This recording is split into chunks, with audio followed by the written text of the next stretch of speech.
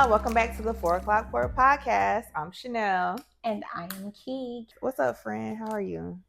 I'm good today. You good today? We're not going to complain today. Yeah, we're not going to complain today. It doesn't do any good to make complaints. So I'm good. I'm coasting. I'll tell you that. Coasting is a good word. How are you? Coasting.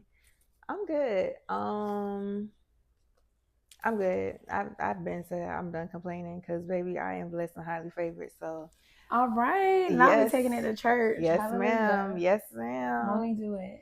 And will. And did. Every time. So, yes. I'm good. I feel good. Like, okay. Anything new that you want to share? Nothing new. Nothing new. Nothing pressing. I still have not seen Sinners.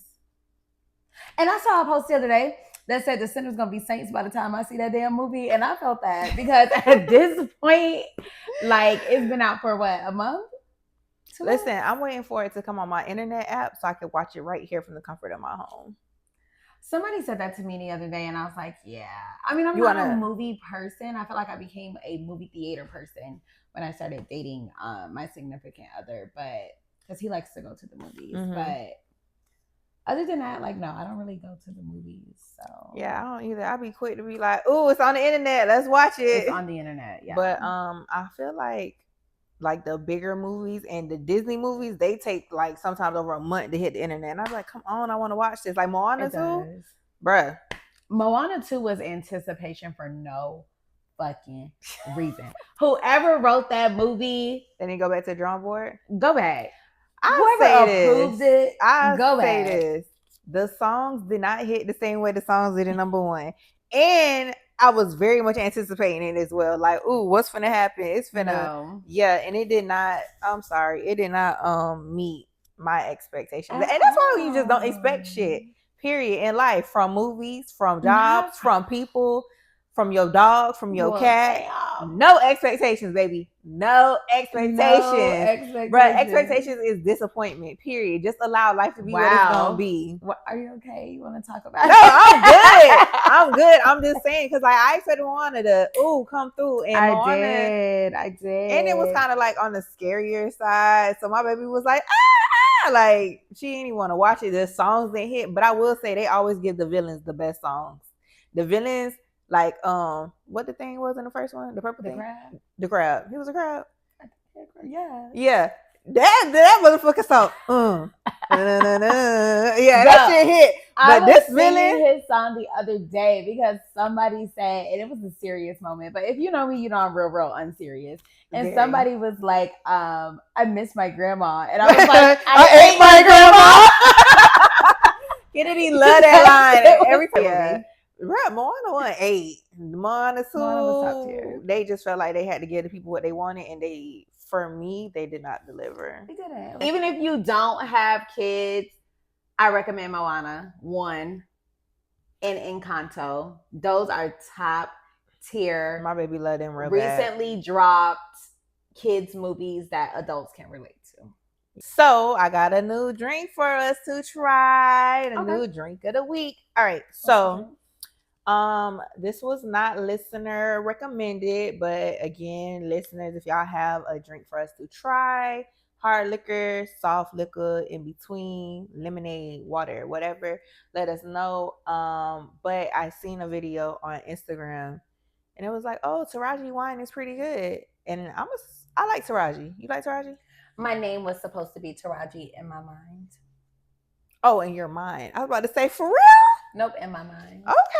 Because you know how the parents do the thing when they name the kids after the daddy. I think it's real ghetto. But yeah. You know how they do that? Mm-hmm. Yeah. So my parents did that with everybody except for me. Mm-hmm. And I just feel like if they would have thought about it, that would have been the name they came up with. You think so? Yeah. Because my dad's name is Roger. So my second brother is Roger. And then my mom's name is Terry Antoinette. So then my second brother is Tyrell Antoine. And all they had to do was put Roger and Terry together and make it Taraji. I see how you got there. I would have been a great Taraji. I think that would have been a great name for me. Yeah, but I can't see you not being a key at this point. Right? It'll just be like, yeah. But my nickname would have been Gigi. That would have been cute. Mm-hmm. So, anyways, I seen a video on Instagram and it was like Taraji got a wine. I was like, "Ooh, Taraji got a wine." So of course I looked it up. It's called Seven Daughters, but it's not really her wine. I think she's just like executive. She's on a board. Something I read. Don't have me lying. But anyways, so we're gonna try it. It's a Moscato. Well, before you try it, since it is related to Taraji, what is your favorite Taraji movie? I think my favorite Taraji movie. I didn't. You caught me off guard. I think my favorite Taraji movie is, well, the first one that comes to mind is Think Like a Man. Because I just like that movie. Okay. I did never see the one. What's the one when she was on the boat and her man? Maybe like, Acrimony? Yeah, Acrimony. I never watched Acrimony, but I heard it was good. That's a good movie. I'm gonna give that one to be my favorite. Really? See, and I never watched it. I gotta watch it. She ate that up. So I'm gonna watch that, and I'm gonna watch. She got a new movie called Straw coming out on Netflix soon. It's a TP original, so cool. I'll watch that. But anyway, so this is called Seven Daughters. Taraji got her hand in it some way, somehow. We love to support our Black people. The bottle's cute. It's giving cute, right? Yeah, I like the ombre. It looks like a mermaid kind of feel going on here. Unicorn a little bit. Mm-hmm. Yeah, like a unicorn mermaid. Yeah, I would show y'all, but real quick. Anyways. Go Google it. Right.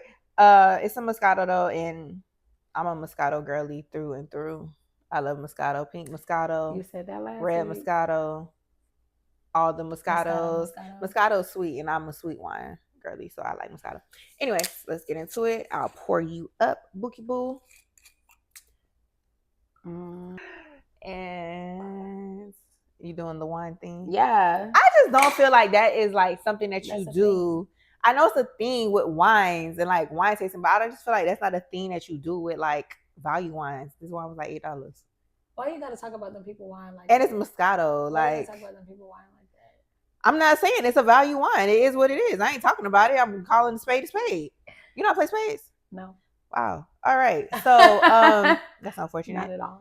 No. Yeah. But anyways, maybe we should go to Cooper Talk, do a wine tasting, and then ask them like, do you do all the? I don't even think they do that at Cooper Talk. I've been to Cooper Talk for wine tasting a couple times, and I don't remember them saying, "Yeah, smell it." Maybe one time. Anyways, come on, let's get into it. It smells very sweet. Really sweet.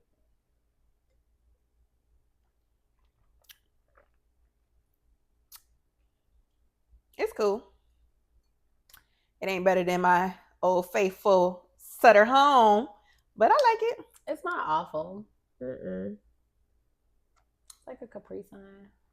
A Capri Sun. Mm-hmm. Very juicy. Yeah. Mm-hmm. Like it's a juice, but with liquor in it. We'll see if this one goes to my coochie.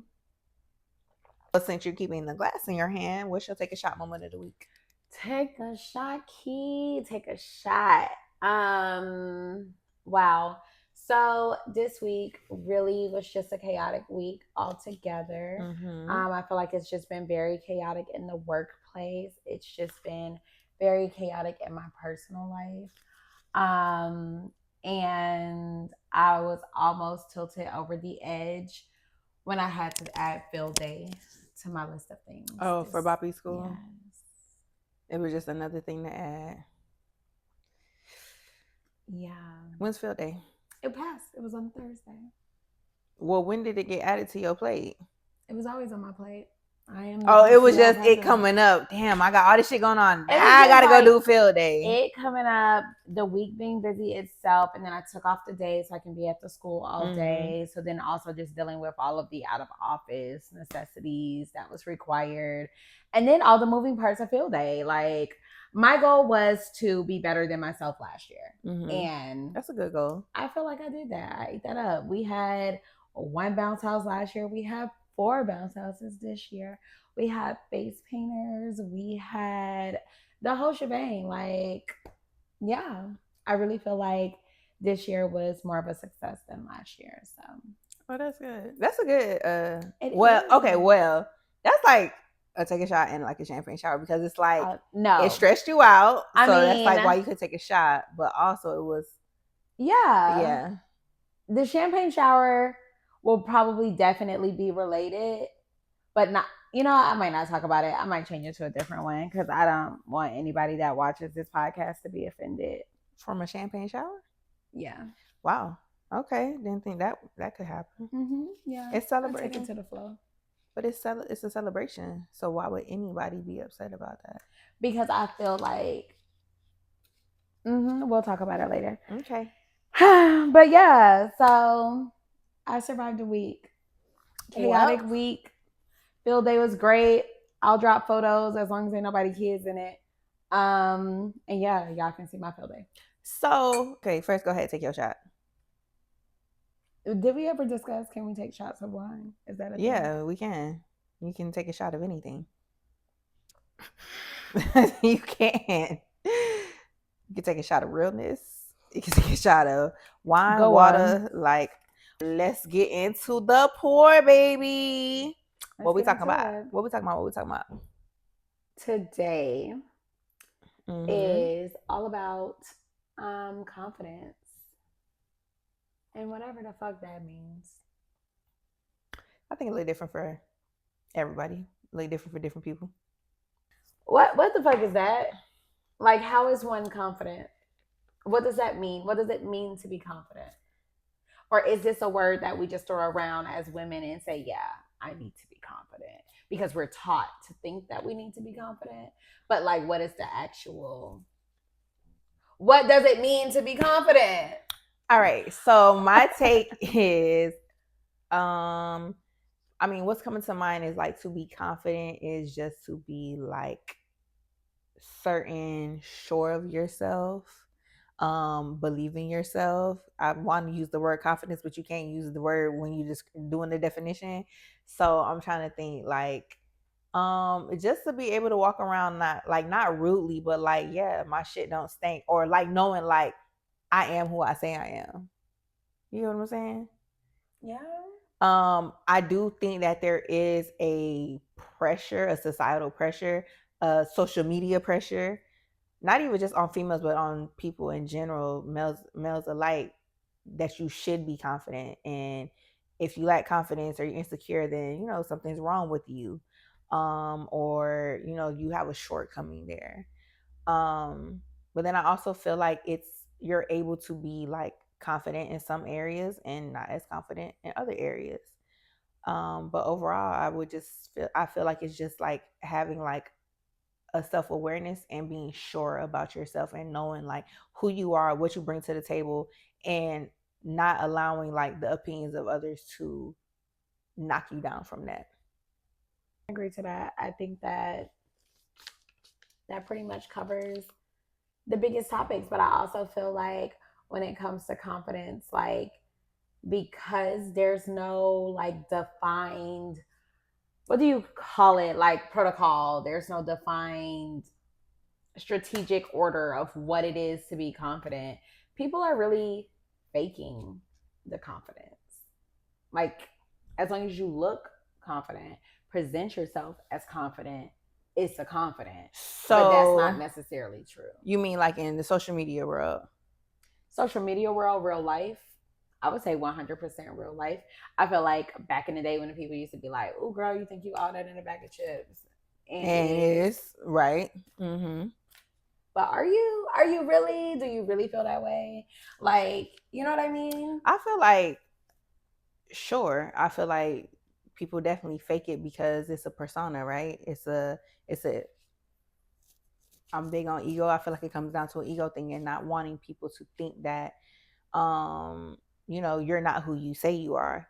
But when you go home at night and it's just you and yourself, and when it's you versus you, do you still feel that way? I feel like if you do, then yeah, you can confidently say that you're a confident person.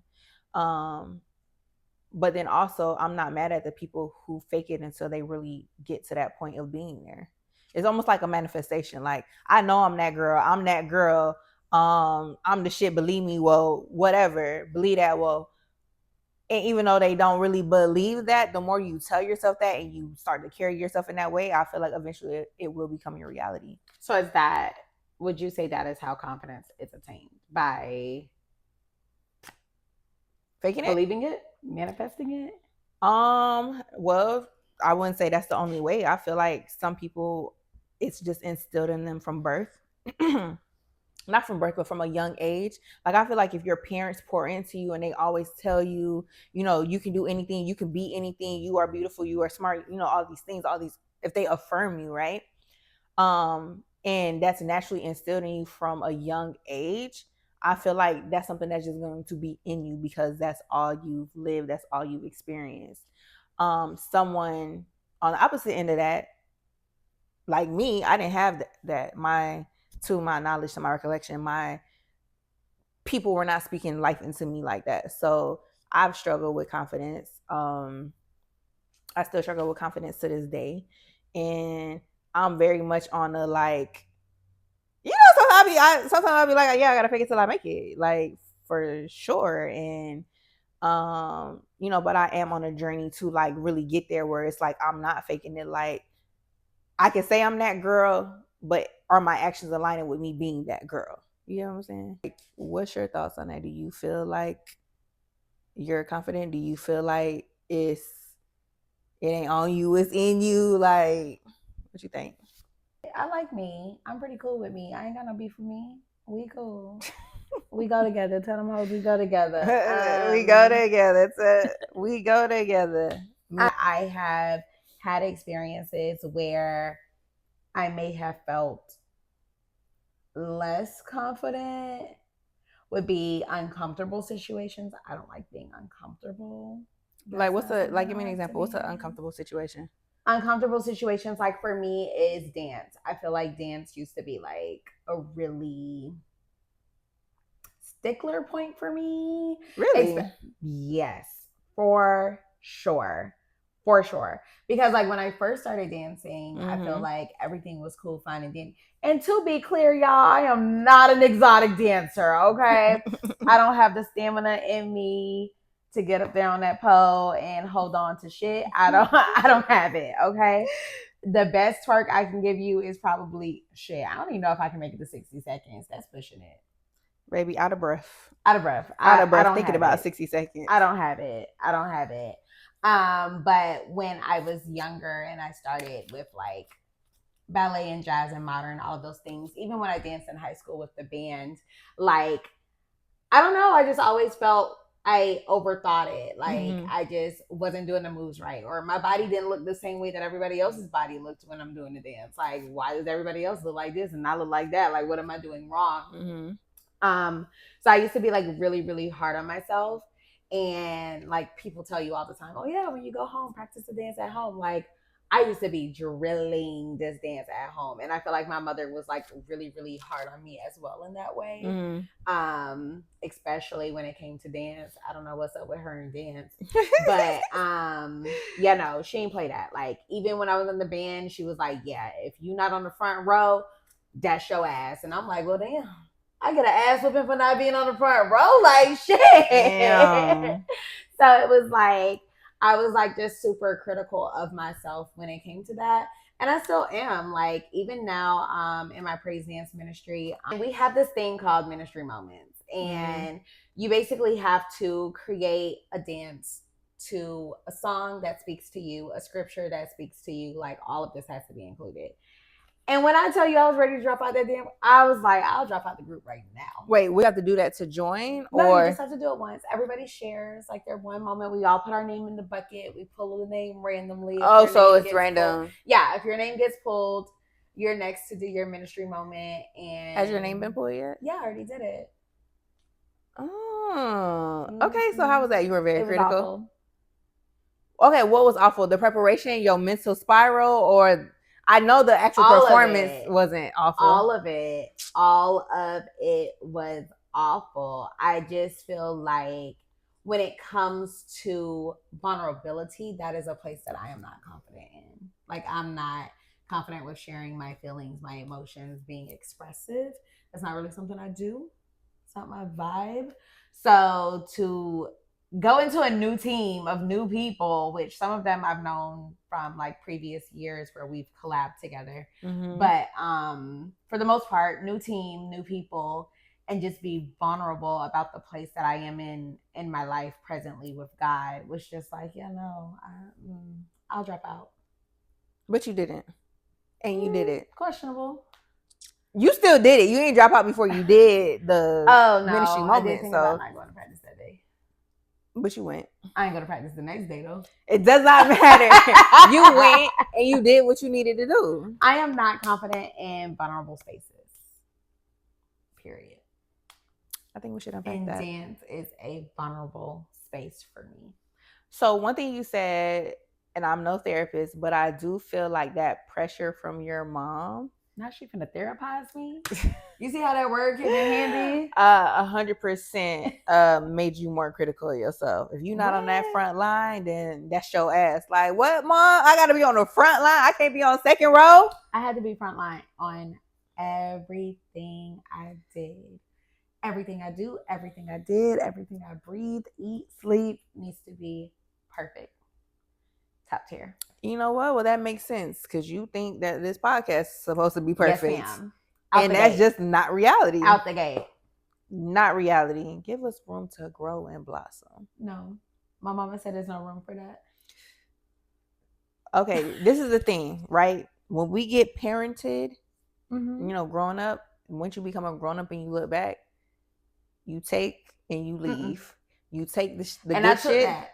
You take the good things and you leave the shit that is just like unrealistic, unnecessary. And perfection is one of them things, friend. I'm gonna tell you, you should have left that shit in the 90s. Friend, I picked it up and I applied it to my son.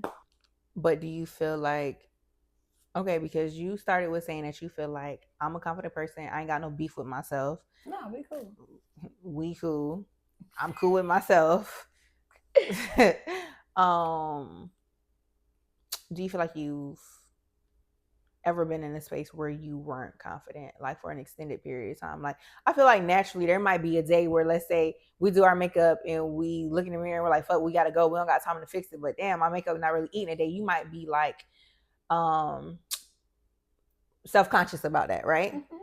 But I mean, for an extended period of time, just feeling like, bro, like I'm off my shit, like I'm just not feeling it, I'm not feeling me, like confidence, hello, not where you at? Can you show up? I would say probably post motherhood or post birth giving, because I'm still in the hood of mothers.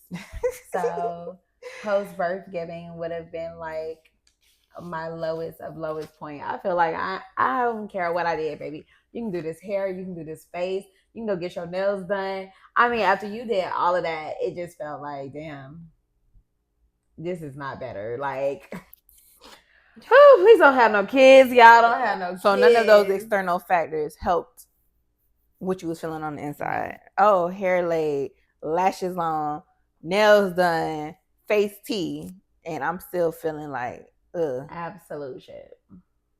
I agree. Absolutely, positively shit.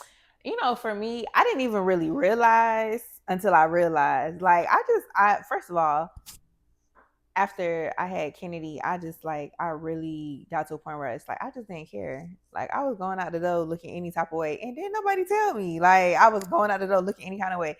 I just really didn't care. And it wasn't, I don't want to say I didn't care. It's just like my focus was not on, oh, let me make sure I'm going out the door cute every time. My focus was on, I need to go to the grocery store and get my baby some of this, or I need to go run this errand before my kid wakes up. Like, motherhood really just came and consumed my entire life. I fell into like just that space of just being a mom where I stopped showing up for myself. So let me tell you something. Before pregnancy, you couldn't tell me a motherfucking thing. You couldn't tell me nothing. You couldn't tell me I was not her. Okay, like, and I was shot that shit from a roof. Baby, I'm her. Me, I'm her. The niggas want me, the bitches want me. Like, I'm her. Both of them. Your daddy too. Like, both of them. Absolutely. Like, taking pictures all the time. Take my picture. Like, like, post it all the time because, baby, look at me. Like, and not on no like cocky shit, like, you know, or arrogant, but just like, yeah, it was like I knew that I'm pretty and I wanted y'all to see this prettiness. I wanted to bless the timeline with it. And then, yeah, boom, pregnancy. Boom, baby. And then I forgot about me. That happens. Until I realized I forgot about me. Which one did I realize? It was months. Kennedy might have been 1 or almost 1. And I just was like, damn, like I really just started wearing like athleisure wear, like tights in a tank or tights in a tee, or just not really like putting effort into it. And then also I wasn't really doing that. I wasn't really going outside. I wasn't doing shit. So I really didn't have no need to, get dressed up, put on clothes or nothing like that. And it really hit me like, I want to say like maybe even last year when baby daddy told me, he was like, yeah, like I feel like you lost confidence in yourself. And that was a turn off. Nigga, I didn't know. Why you didn't tell me? Like, I ain't know. I was not exhibiting confidence. Like, because he didn't want to hurt your feelings. Okay, but listen, I don't know, hurt my feelings. Loving somebody's hurting feelings is keeping that shit a buck. You feel me? Like, in all things, as a friend, as a whatever. Like, baby, hurt my feelings if it's gonna do me better. But now, having some skin in the game, definitely a space I'll never go back to. Definitely, like, and I'm not where I want to be. But baby, you can't tell me shit. Honest shit. Believe that. Whoa. Fuck that. I don't yeah. Very much how I feel. It's sure. Like that sometimes though. Like it's I feel like the motherhood bounce back is a crazy time to be alive. Mm-hmm. It's a crazy time to be alive. Because your body's changing, your emotions are changing. Mm-hmm. It's just so much. It's like mental, everything is just all involved in this change. And it's like, who am I becoming? So, and it's like, you can prepare for motherhood as much as you want. And I don't know how we made it some motherhood conversation, but you can prepare for motherhood as much as you want, but baby, you are not prepared for what actually happens. Like, there is not enough preparation that you can do. You think you got it, under wraps, in control, and then boom, motherhood come and knock you off your feet. Then it doesn't help that social media is the fucking pits, y'all. Social media is the pits. It needs to go. It needs to be limited or something. It don't help that you got, celebrities or influencers having a kid, and then a week later, oh, look at me, 1 week postpartum, body snatch, can't even tell I just had a baby. What do you think that is putting into these heads of like younger girls who haven't had a kid yet, and they're like, now there's this unrealistic pressure to get snatched a week later? Yeah, like, baby, your organs ain't even back in place, and you talking about being snatched a week later. Please be for real, please. That's true. And it's like, you would think, and it's almost like, oh, well, if you're a confident person, then social media shouldn't play a part. Baby, all that shit is programming. You can't, especially if you constantly seeing that shit, you cannot acknowledge it. You can be like, oh, it doesn't bother me, but subconsciously that shit plays a part on you. And again, I'm no fucking therapist, but you can't tell me that shit subconsciously does not do something to the membrane. I feel like the relationship side of social media will bring a bitch confidence to the gutters. Like, what do you mean on the relationship side? Like, what you just what like you when should people be doing talking about their relationship, how they should be operating, what's going on in their relationship, those types of things, how you should be treated, those types of getting things. The 100 roses every other week, getting flown out. Oh, my man. The things. All of those things. I definitely think that plays a part as well. But one thing that I've learned is, I don't give a good goddamn what you're showing. That's cute. What's happening behind closed doors? Because in this day and age, you'll have two people stay together just because they getting a bag from social media, and they don't even fucking like each other. But I also feel like even certain relationships, and this is not a relationship conversation, but certain relationships are missing that confidence portion or that clarity, security that's required. It's just not there, which opens up social media for social media, if that makes sense. Because it's like, you could have a relationship that does everything under the sun, but it could be something so simple as you have never vividly said, like, straight up and down, this is why I love you, and listed reasons why you actually love me. Like, it could be something as simple as I feel like I miss you, and you just be like, yeah, nah, I don't miss you. Mm-hmm. Like those little things can just be like, well, damn, what I did to you? Mm-hmm. Like, what is it about me? And I also feel like the repetition of relationships and entering different relationships and exiting different relationships, each person that you touch or connect with or leave, you always walk away from that relationship like, okay, well, what did I do wrong? What could I have done better? What played a part in the failure of this relationship, so that you're not repeating the same cycle. But even if you're going into it thinking, okay, well, let me not do that because I already know where that cycle led me last time. But then you switch it up and you do something different, and then it's just like, okay, that doesn't work either. So it's like, well, who am I? Am I the drama? Like, why none of my relationships work? I definitely think that having failed relationships can play a part on your psyche, like you said, am I the drama? What did I do wrong? Yeah. But I feel like it's perspective, and then also realizing, why did the relationships end? Now, if all the relationships ended and they all told you the same thing, then yes, baby, it's a you problem. And sometimes you just need to grow, mature. You need therapy. You need to talk that shit out on somebody's couch. Huge advocate for therapy over here. But I personally don't look at it like that. When something doesn't work out, I look at it as, what did I learn from this situation? What did I learn about myself? What did I learn that I like? Or what did I learn that I thought I liked, but I actually really don't like? You know? So I'll be like, because again, it's not me, it's y'all. Like, and I say that with confidence, because all my exes want to be my friends. It's y'all. Dead ass. All my exes want to be friends with me. Because I'm cool as shit. Like, and if they could, they would. Like, but for the girlies, say like the girlies that have all the relationships that, okay, their relationships ended because of cheating. And it's like, damn, every person I'm with cheat on me. You ain't gonna feel like, well, damn, bitch, is it me? I'm not gonna feel like it's me to the sense like something is wrong with me. I'm going to say, God, why am I choosing wrong? Align me with the person who is for me. Obviously, I'm choosing incorrectly. It ain't nothing wrong with me. Saying on like people who cheat, that's a them thing. Like it's fix yourself. Fix yourself if you cheat. Period. Fix yourself if you I'm not taking responsibility for you cheating. I'm not doing that. Been there, done that, won't do that shit again. Best believe. Bitch, I'm sorry. You cheating on me. Shit. Damn. I'm just saying, like, it's all about perspective. You can look at it as like, oh, why me? What was me? What did I do? Or you can look at it as, why do I keep attracting the type of people who will be deceitful, who will cheat, who will lie? Well, do you think that friendships play a part in confidence as well? And the circle that you have around you? What you mean? Like boosting it or taking it down? Yeah. I feel like friendships can definitely add to it, and it can take away. But I think more than anything, friendships, if they're going to do anything, add to it.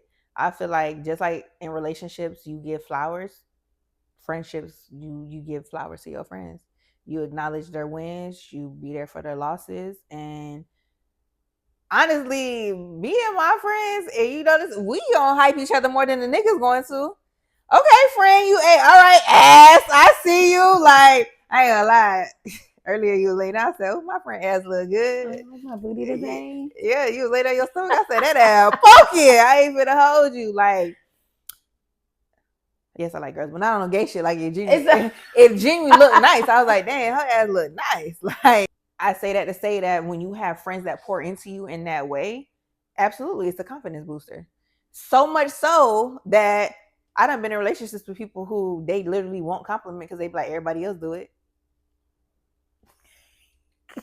I'm confused. What do you mean? I'm your person. You're not going to compliment me because you feel like everybody else does. You know what that is? That's an insecurity on your part. That's what that is. Or they feel like they don't have to. Like, I feel like I've been in situations where, like, I'll send you a picture and all you do is like my shit. Bet you won't never get a picture from me again. Because what's the point?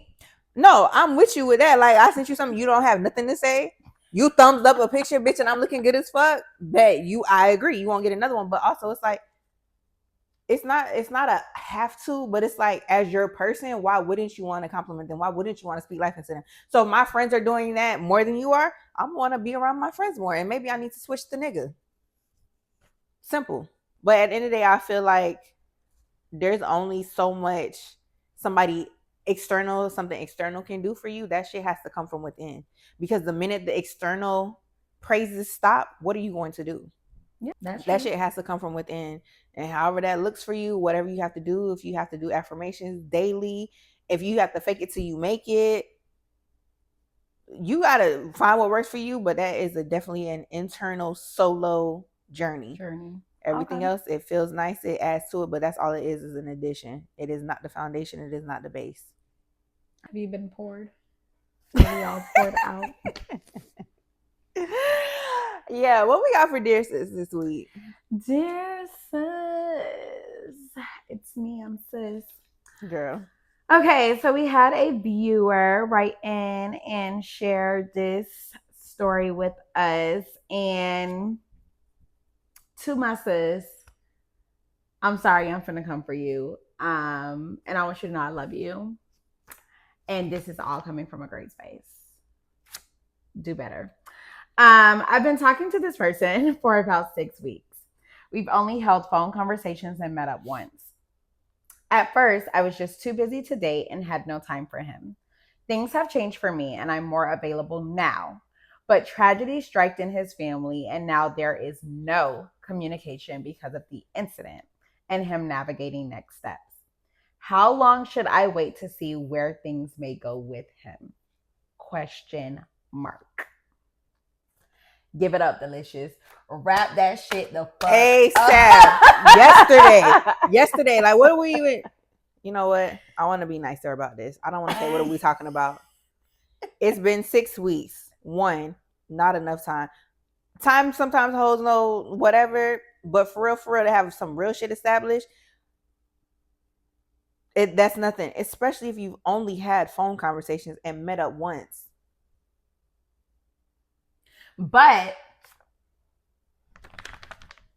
you wrong. You wrong. You're the wrong ass bitch.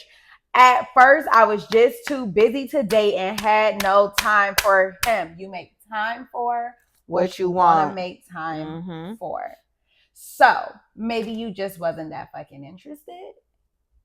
Because if you was, clock it, you would have made time. And I feel because of that, we already on the wrong fucking road. Because the boy probably already feel like he chasing you down the block.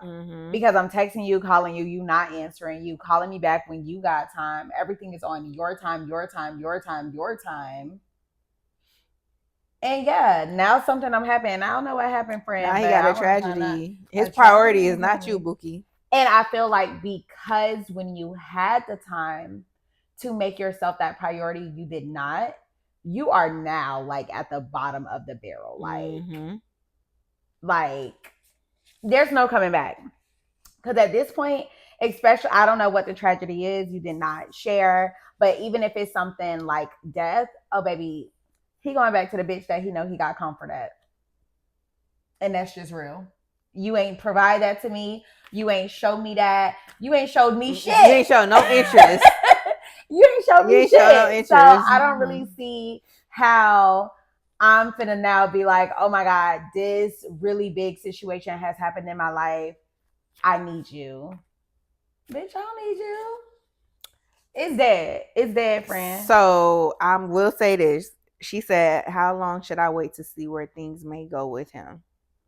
First of all, time waits on no man, and we don't got time to waste. Bitch, we about to be in motherfucking June, July, like June. And the year just started yesterday. Like, time don't wait for nobody. So I'm big on communication. So if you care that much about him, or you think there's a possibility it could be something, reach out. Say that shit with your chest. But if he pays you in dust, accept it for what it is and keep that shit, keep it moving. He not thinking about you. Life goes on. Yeah. Life goes on. 100%. I do understand that people sometimes process things differently. People need time to process things differently. I 100% get that. but you also not sitting here twiddling your thumbs, crying every day over the tragedy that happened in your family. So, and we ain't gonna pretend like you are. Mm-hmm. We're just not gonna do that because that would be a lie. So you doing something? You talking to somebody? You laid up with somebody? Right. You doing the things? I'm not saying he's in a good space, but he ain't in a space of isolation.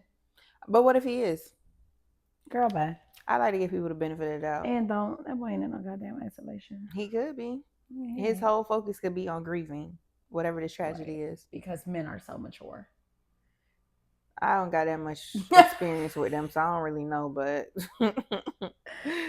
I don't see why they can't be. We're not waiting any longer. I think that we did not play our cards right in the beginning, and because of that, damn, that's unfortunate. But let us know if he come back. Mm-hmm. I would like to know, yeah. If something ends up shaking with that, and if you have a conversation with him, or what, like the steps leading up to it becoming a thing, or if that shit just fizzles out and y'all never talk again. Now to my favorite segment, champagne shower. Big win, small win, just what has happened in your life that is worth celebrating no matter how small. No, I was able to complete a fast. Really? What was the fast? So in my other praise dance ministry, my home team, mm-hmm. We had a team meeting, and I basically am more in a position of choreographing now, which for the most part I used to just assist. Mm-hmm. Like he started the dance, I just add little one, two, where I felt it was necessary. Mm-hmm. Versus this particular dance is completely mine that I have to teach, construct, build from the bottom to the top. And I felt it very necessary before I went into creating this dance to just fast and just be with Jesus and just, that song was on repeat until I finally found like moves that spoke to me in that moment, mm-hmm. all of those things to make it just like my own. And it's been very difficult for me to do fast lately. It's just not working. Like I really felt like emotionally I just have not been in a headspace where I could align with God to cut out all the things that I needed to cut out. Mm-hmm. So it was only a 24-hour fast, but I survived. Listen, no matter how big or small, I ain't pushing a week. We ain't there. So what did the fast look like? Like what did you do for the 24 hours or not do for the 24 hours? Less communication, which is really, really big for me. Because if you're a part of my life, I'm always talking to somebody. Mm-hmm. All day, every day. Somebody on my phone. So that secular music, just listening to gospel music, being in the moment. Being more intentional about prayers. Like I feel like, sure, I pray. I have those moments of prayer, but I don't have those moments of being intentional in prayer. Mm-hmm. So it was nice to put like intentions behind things, and just get clarity in those aspects. Yeah. And in that, the moves started coming to you. Yeah. So I like smaller dance. It's cute. See? So it worked out and it was good. I love that for you. I teach it on Saturday. Stay tuned. Oh, I'm excited. Can't wait to hear about it and how the teachees respond to it. I did a preview for them at Saturday's practice this past Saturday. And they're like, oh my God, I really like it. Mm-hmm. What song is it to? You always asking me silly questions like songs. Girl, what is the name of the song? You should know as that shit was tearing your head up. Consuming Fire. Consuming Fire? Consuming Fire. Well, I bet there's only one of those, so I should be able to find that easily. There's a lot of Consuming Fire. Really? Songs? Girl, all these gospel songs be having the same name. Well, I'll definitely look into that because I am trying to build my gospel playlist. Like, I'm very intentional about the gospel songs I add to my playlist. Like, I need it to be songs that really speak to me, that make me say, ooh. Mm-hmm. No matter what season I'm in. So I'm going to go listen to that, and definitely, if it speaks to me, I'm gonna add it to the list. So thank you. If y'all got some fire gospel songs, drop them in the comments. Write us on Instagram, DM us, whatever. But in the meantime, like, share, subscribe. If you're watching us on YouTube, if you're listening to us on Apple or Spotify, please leave us a review. Let us know what you think. Let us know what you like, what you don't like. If you would like to hear us somewhere else, like Amazon or like where do people be at? SoundCloud, whatever. Let us know, and we will definitely try to get on that platform. But in the meantime, bye for now. Bye. Yeah.